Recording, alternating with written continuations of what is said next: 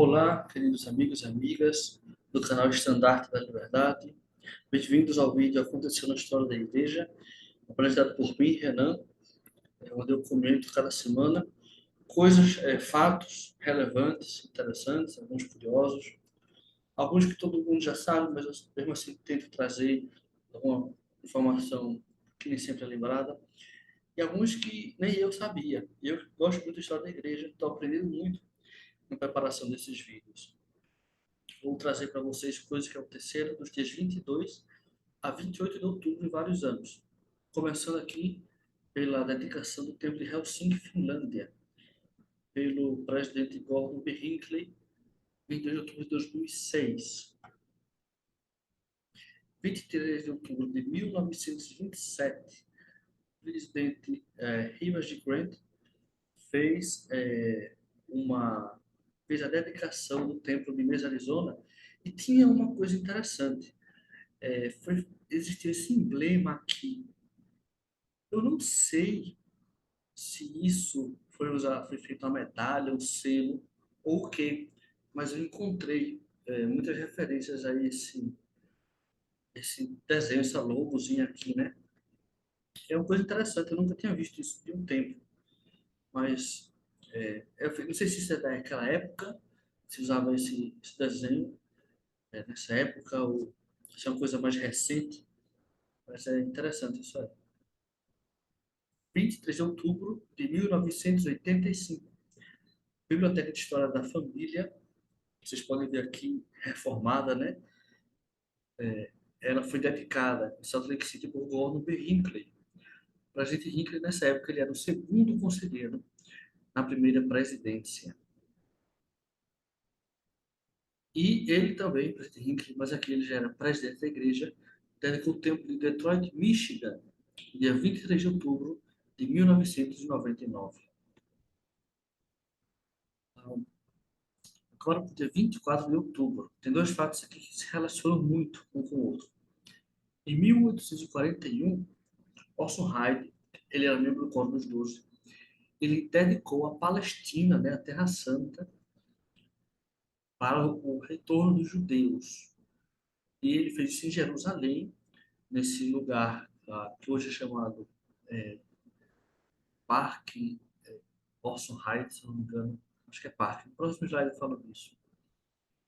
E interessante que ele fez essa ordenança de dedicação, ele abençoou toda essa terra para o regresso dos judeus. Foi para isso especificamente. Ou seja, para que os judeus que se esperavam pelo mundo pudessem voltar. A gente tem visto muito claramente o cumprimento dessa profecia. E aqui, a Memorial, Orson Hyde, Jardim Memorial, essa é a palavra. 24 de outubro, mas alguns anos depois, em 1979, o presidente Spencer W. Kimball visitou Jerusalém e dedicou o Memorial Orson Hyde, ao lado desse memorial que está o Centro de Estudos da BYU em Jerusalém.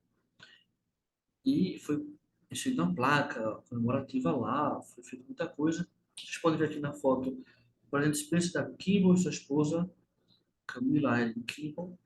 Aqui em pé, onde estou passando o mouse, o presidente W. Hunter, membro do Coro dos Doze. E aqui sentado, o presidente Ezra Taft Benson, a esposa dele, Flora. Eu acho que essa daqui é a esposa do Elder Kimball, do Elder Hunter. Eles estavam em um dos eventos relacionados à estrutura que a igreja construiu e dedicou lá, que inclui, como eu disse, o Jardim Orelson Hyde, o Centro de Estudos da BYU, etc.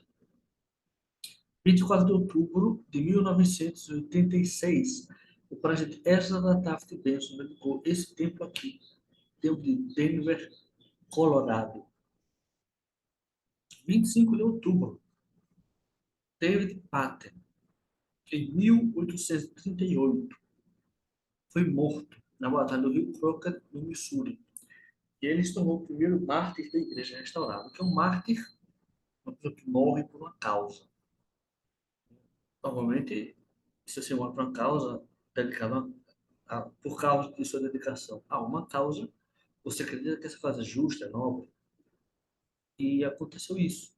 com ele.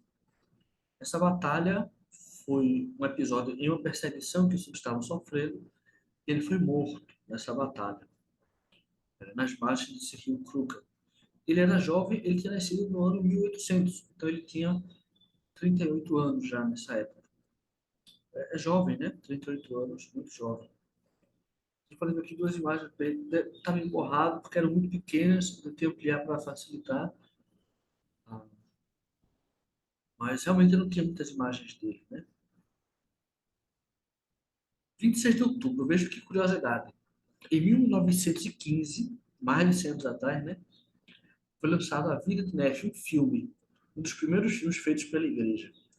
Só que esse filme é considerado perdido. Não existe mais nenhuma cópia desse filme. Não é que não encontraram, né? Ele é realmente considerado perdido.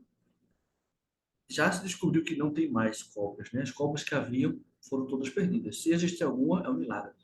Vocês podem ver aqui duas imagens, inclusive uma aqui foi digitalmente, como é que fala? Colorizada, não. Tem outra palavra para isso. É um episódio do anjo repreende Lamuel e Lemuel por baterem em Sam e Nefe. Essa outra cena aqui é muito interessante, que não é relatada no livro de Mórmon. Não é descrita, né? Não é narrada, é somente feita uma menção. Porque os filhos de Leí casaram com as filhas de Ismael. E nesse filme mostrava isso, né? Essa aqui é uma cena do casamento, provavelmente de Nefe e sua esposa. Né? Então seria muito bom a gente ter esse filme, mas infelizmente está perdido.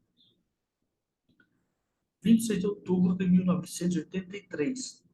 O templo de Papet Taiti, eu não sei, eu imagino que seja assim que pronuncia, foi dedicado por Gordon B. Hinckley. Nessa época, ele ainda era segundo conselheiro na primeira presidência. Em 1980, 27 de outubro, o templo de Tóquio, Japão, foi dedicado pelo presidente Spencer W. Kimball. Mas essa imagem aqui, eu não tenho certeza se é o templo como era na época, porque ele foi rededicado, foi por várias reformas recentemente. Então, eu acho que essa é uma foto já da versão mais recente dele. Mas a essência é a mesma. A arquitetura não mudou, não. 28 de outubro de 1942, na Alemanha nazista.